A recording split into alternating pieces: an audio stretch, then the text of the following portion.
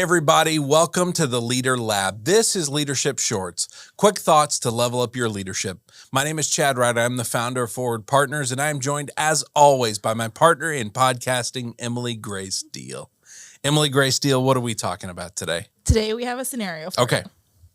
We've created values as an organization, but we don't see people actually using them. How do we help people to understand and embrace our values? This is insanely common. Organizations that actually establish values, most of the time what this ends up being is a lot of posters on the wall. Yes. A lot of like, here's what we believe. Hang in there, kitty cat poster. Slightly different, but yes. Is it bad that when I said posters on a wall, that's literally where my brain went to? Like, that's the, just hang in there. Yeah. No, they end up being similar to that. They end up being these posters on the wall that just say, here's what we believe and here's who we are.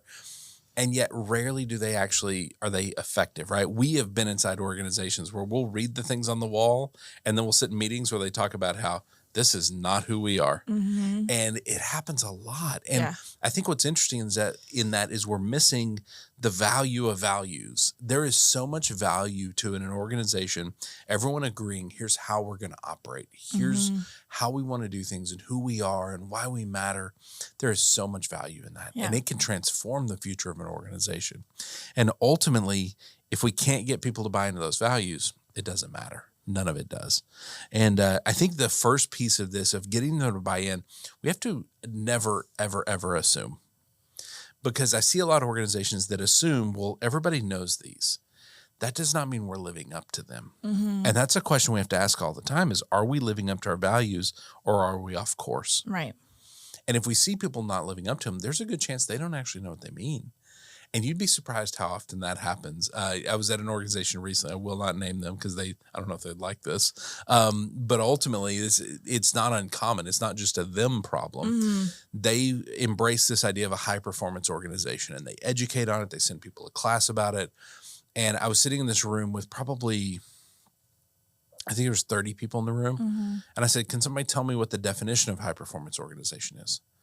And nobody could tell me. And yet this is one of the cores to this organization. And somebody said, well, we don't really know what it means, but we know it when we see it.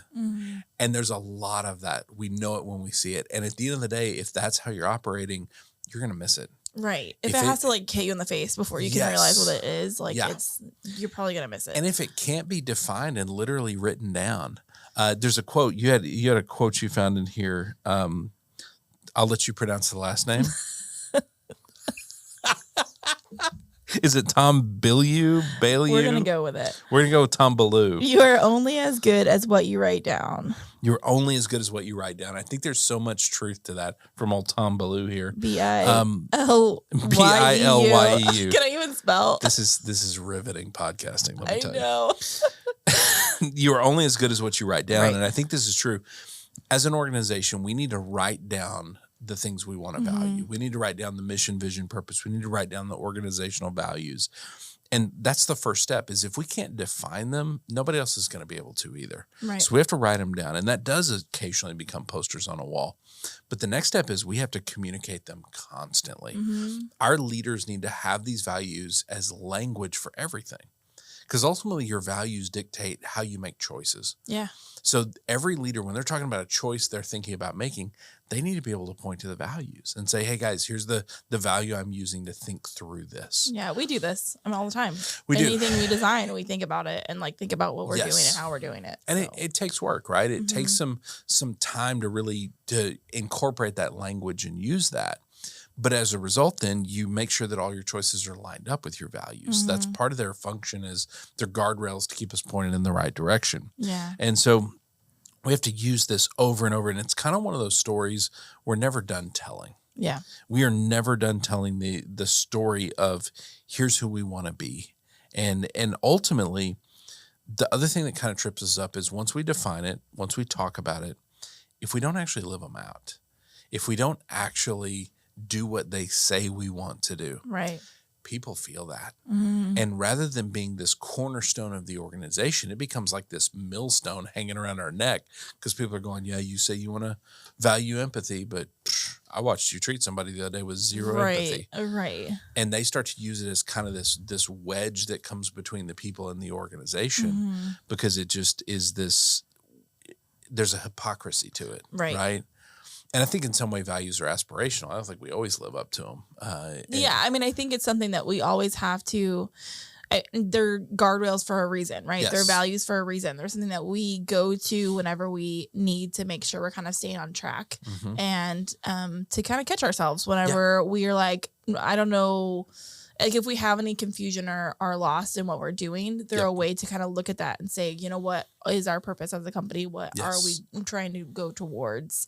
And are we doing it the way we want to? You know, are we getting there the right way? Yes. So and that's the beauty of defining your values. The right way is your way, right? It is how we get to pick that. How do we want to do that? There's something to co-creating those values. Well, and we've even like, I mean, we've definitely like look at them and say, are these still on track for what we're doing and where we're trying to go? Yes, because I think your values can shift over time. They can change. There can be other values that doesn't mean necessarily lose the ones you have, but there's others that become more important. Right. We always help people narrow it down to their top 4. Right. I definitely think that's super helpful. Like, I think you have to get it to a smaller number because, I mean, we all value so many things. Like, there's but does that mean it's your top 4? Not necessarily. I think getting it down to something where it's easily manageable and so you can make sure you stay on track easier. Because if your values are all the values, then good luck. If you have 73 values, you're not going to live up to any of them. Like, there's no way.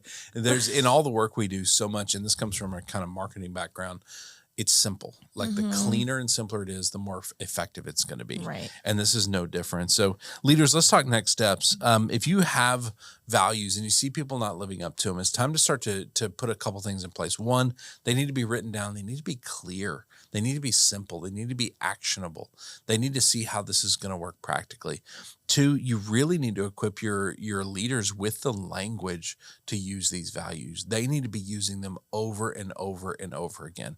Your employees need to be hearing about the values all the time. And that's one of the steps that is missed. Often we do write them down. We put them in beautifully designed posters that cost a lot of money and are, the design, the printing, all of it adds up. But then we don't actually use them. And so we need to make sure that our people are hearing them all the time. And then we need to make sure our actions are actually lining up with our values. If we say we want to be something, and we're not going to be perfect, and so it doesn't mean we don't occasionally make mistakes, but if we say we're going to be something, we need to be something. We need to actually make the actions follow the words because people notice instantly when they don't. And that hypocrisy, it causes so many different problems. And it takes this idea that could be helpful and a cornerstone for the organization, and it starts to drag us down. So write them down, equip your team with the ability to use them constantly, and always evaluate our actions actually lining up with what we say we want to be.